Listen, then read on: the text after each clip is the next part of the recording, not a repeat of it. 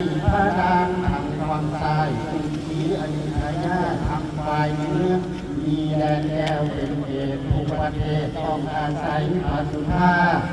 สามนางพรณีทางแม่น้ำเป็นภูคำผูงหมู่ปานาผูงเทวดาทั้งหลาย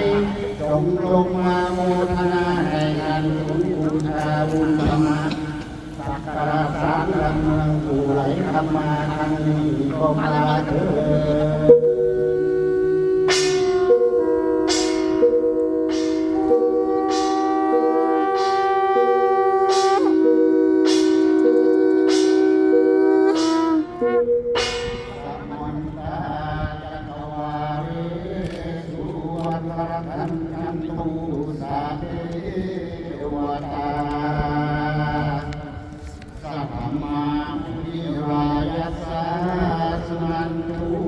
กโม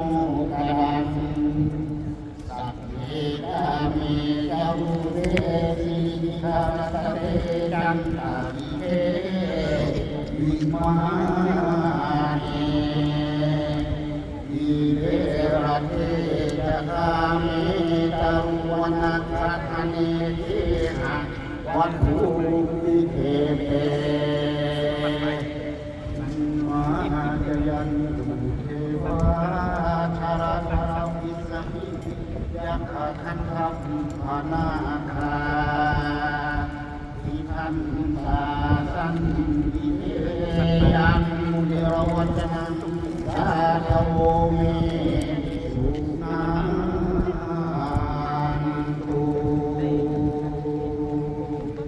สาธุสาธุสาธุข้าพเจ้าจะขออัญเชิญเทพไทยเทวานิราชองค์ยมราชตุโลกวาทั้งสี่แม่พระธ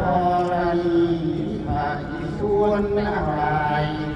อาวิษณุกรรมอาเสือเมืองพระทรงเมืองภูริศไม้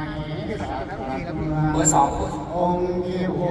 งค์เทพเจ้าพระแผ่นดินที่สถิตในที่ทำแปดในเมื่อผาป่าชัดม่วงงามมหาสมุทรทวีปน้อยทวีปใหญ่รวมทั้งตนสีตาไฟตนสีนารอดองค์แก้วองค์พระธาตุศรีสวรรค์จงเสด็จโน้มพร้อมกันมา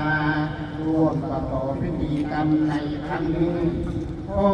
ให้เทพไทยเทวาธิราชทั้งหลายข้าพเจ้าได้กล่าวมาในวันต้นจงมารวมอนุโมทนา